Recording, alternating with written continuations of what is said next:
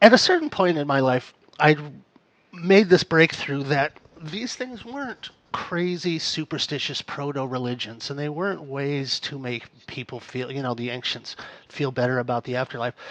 I feel like there's been a huge mistranslation and a miscategorization of this information, that there's this tendency to push it into this bin of theology, of ancient proto religion. And it's a very subtle thing, but when you call this a religion, it has this very minimizing thing that, well, that's isn't that cute? This is the belief system. It's sort of like when Richard Dawkins talks about Thor, and he's just, I'm not that concerned about Thor making Thor mad because it has nothing to do with me. I don't believe in it.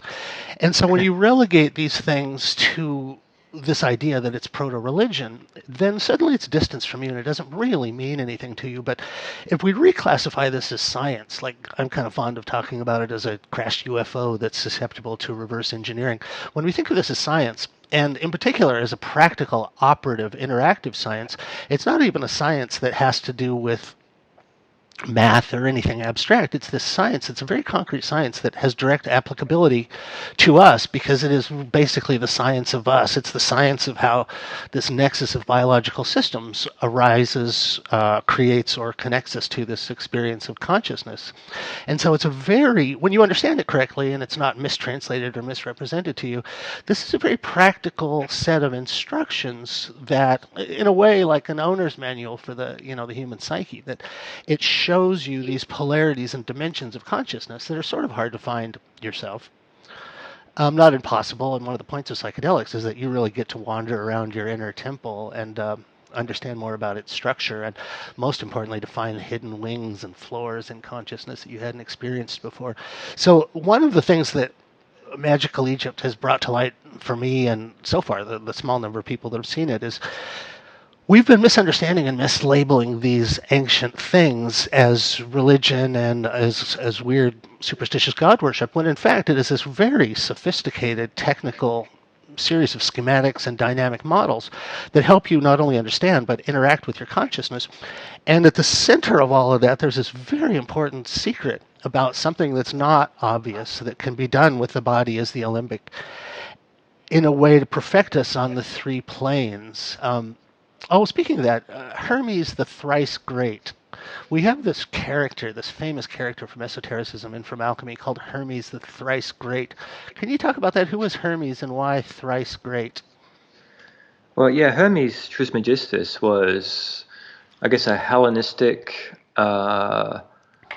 casting of older deities like Thoth in Egypt and Hermes in Greece and Mercury in Rome, who did have a trickster-like side, but he was always a god of consciousness and intelligence and language and writing, but also the magical arts and the Hermetic sciences, like theurgy and magic, astrology and alchemy.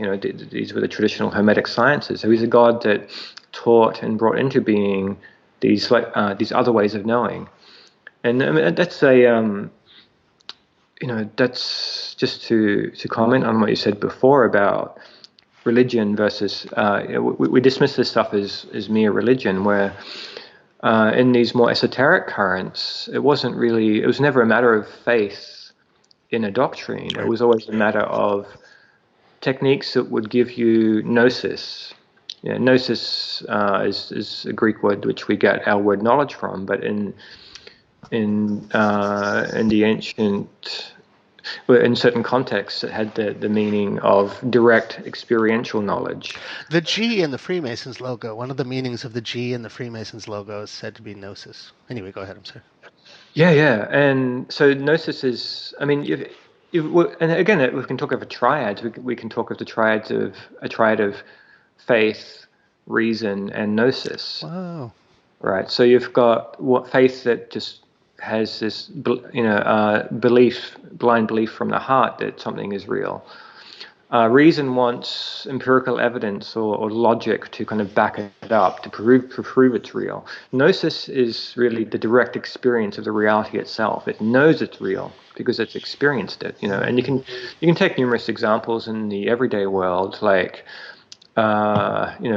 pizza or sex. That you can believe in them, you can rationalize them, but to experience the pizza or the erotic encounter is unmistakable if you haven't had it before. And if you blend the two, forget about it.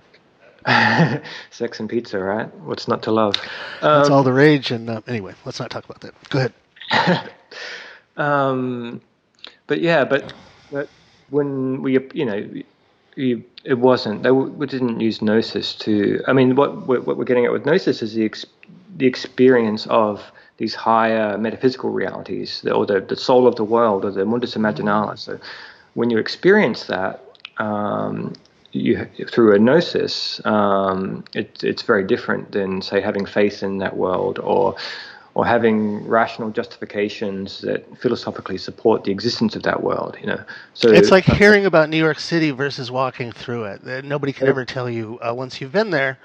Nobody can ever say you've imagined it. Totally. So that's. I think that's, and we go into some of that.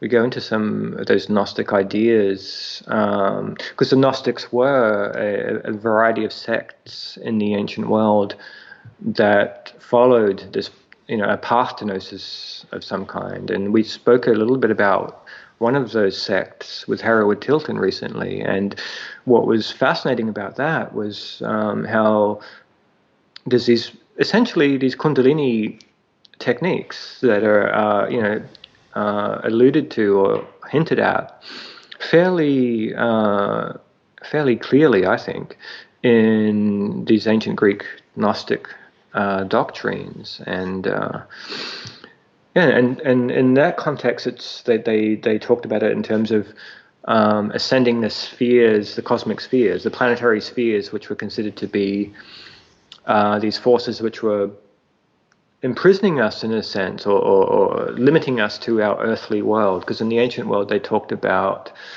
earthly existence as being under the as they called it sublunary. We're under the moon, and the moon was the closest planet in that old geocentric cosmology. But we had this sphere of concentric spheres of planets, the 7 traditional planets, which were regarded as forces trapping us in embodied existence on Earth. And so through these inner techniques, we could liberate our soul from its imprisonment in the body and in matter and all kind of conditioned existence. So the ascent of this spark of light up, from the base of the spine to the crown, was also conceived as a process of ascent or liberation from earthly existence right through the cosmic spheres into divine existence. So the symbolism of the spine is this vertical column, and the mandate, or the mandate, let's call it, to rise all the way back in Egypt and in Sumeria, Babylon, and then I didn't know until we started this aesthetic research, but the very similar, thematically parallel symbolism exists in the East, Indo-Tibetan world, and in the Far East.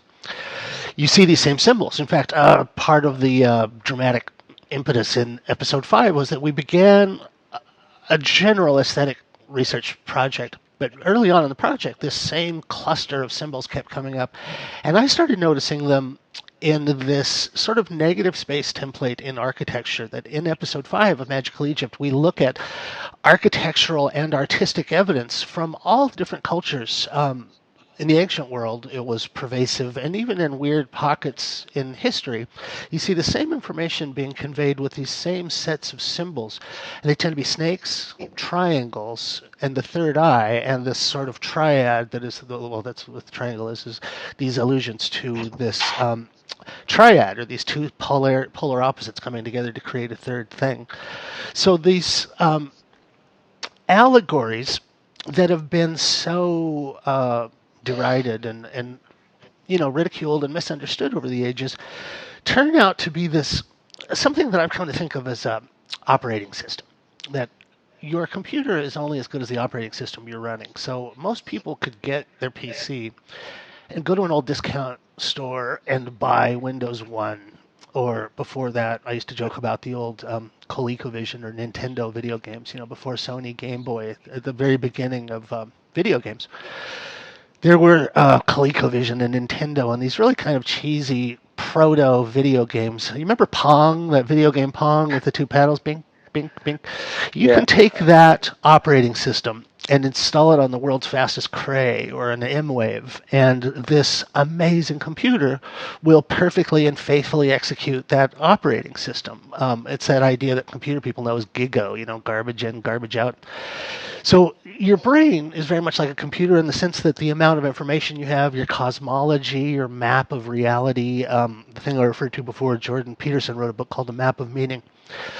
This thing came up because, just as it happens to Aaron sometimes, when I'm out traveling, especially here in Australia, where I'm a Auslander, where I'm a foreigner here, and very much like a weird animal in a cage for the Australians, I end up talking a lot about ideologies and things that, because we live out in the country and you just never know who you're going to run into around here, you find yourself presenting ideas to people who have absolutely no familiarity with them or that are dead set against the values you hold. That happens quite a lot here. We live in a very conservative part of Australia, so I've learned to just keep my mouth shut most of the time. But I was in one of these situations with a very rural this old school teacher, a stern, crabby old school teacher. She must have been like 70, 71.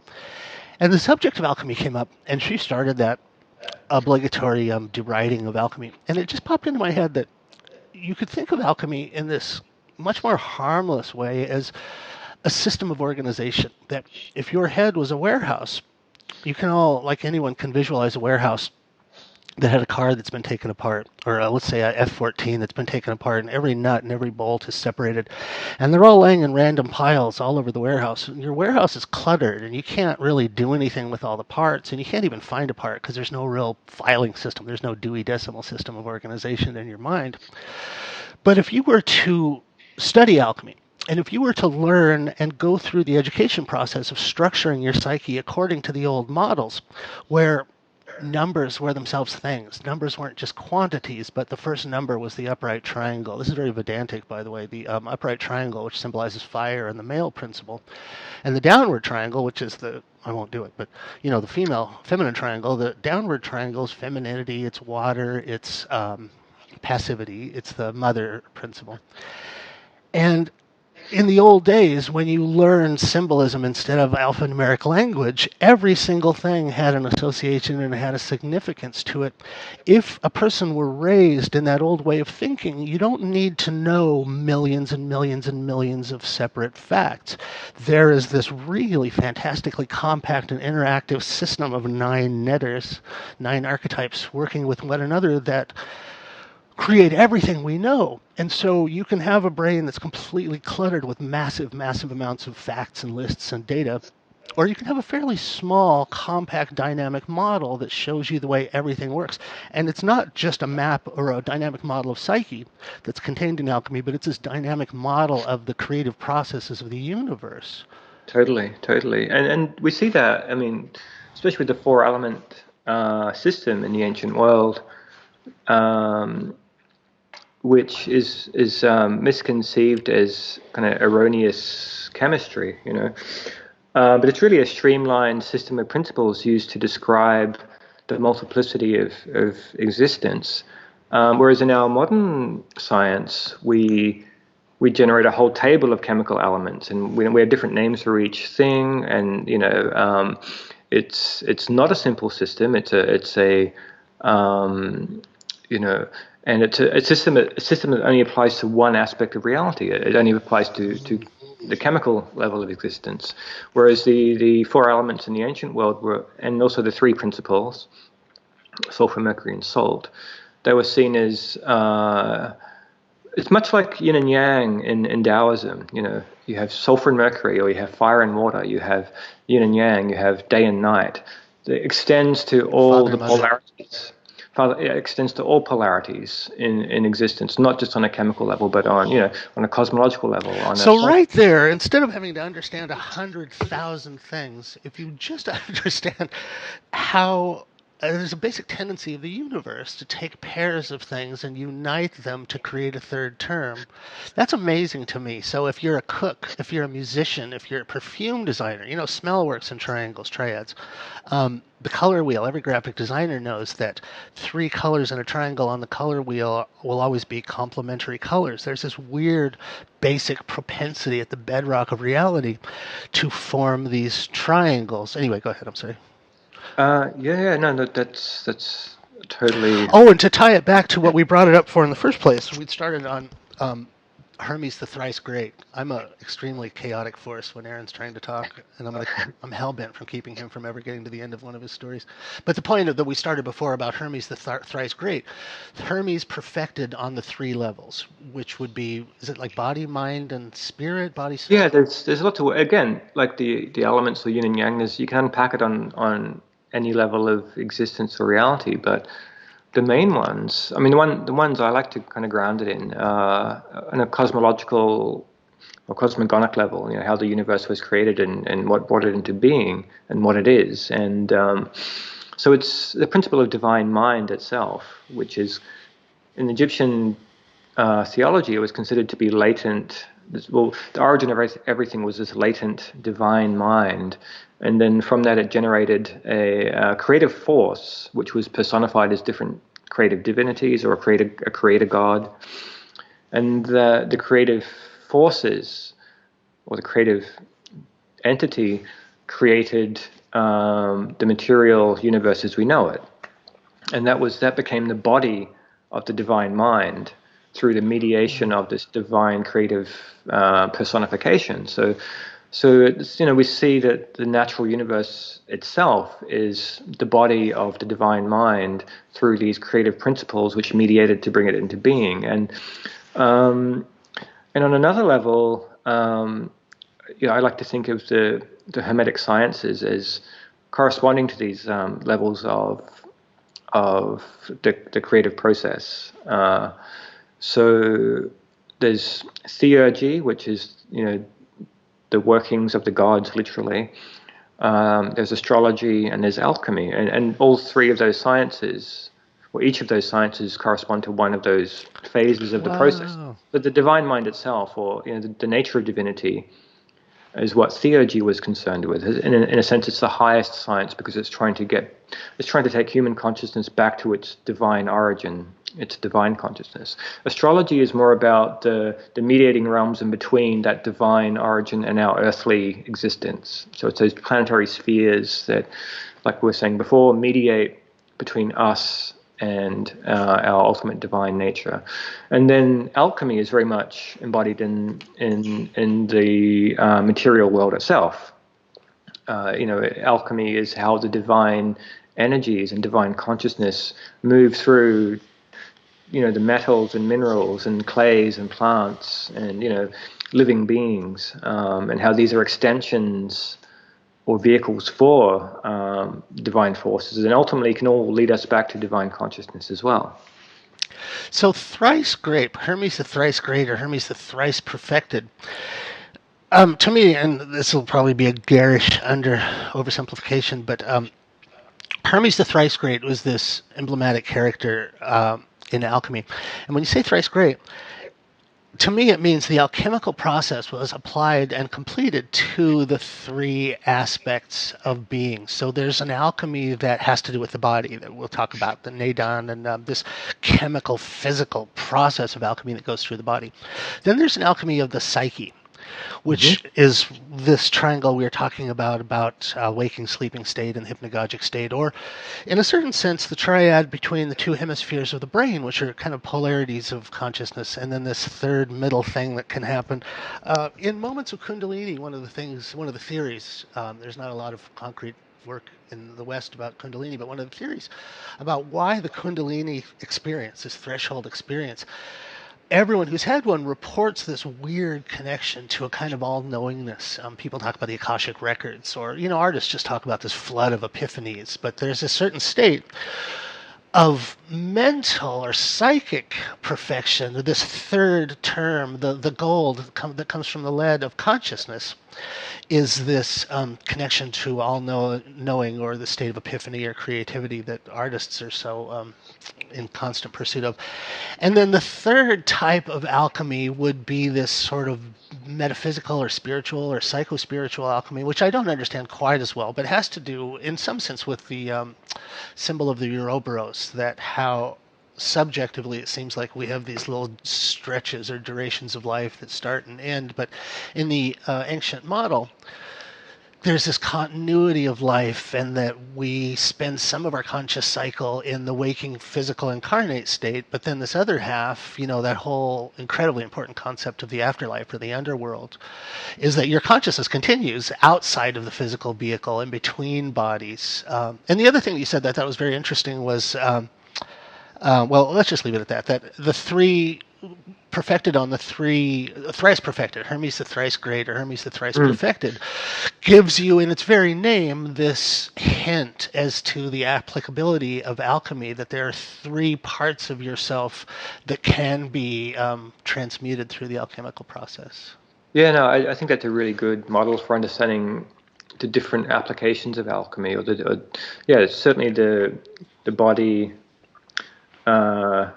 the soul or psyche, and ultimately the transcendent spirit beyond that. Maybe just to shed a bit of light on what the highest alchemy might be, is I would call it, I don't know, in some of my studies and stuff I've written on this, I talk about what I call a non-dual alchemy. There's certain currents in Western alchemy, and it's more explicit in Eastern alchemy, where there's a kind of a non-dual perception, where you can, it embraces both the ultimate divine consciousness, which is the root or source of everything, and it also embraces the manifest natural cosmos as a whole. And it's not. So it's more. What is the kind of alchemy that can embrace both spirit and matter, both incarnate existence and the divine source which transcends all that. And that's. I think that's kind of getting at what, and in a sense, that is a third force or synthesis, because it's about bringing together these seemingly polar opposites to show that they're actually not opposed at all.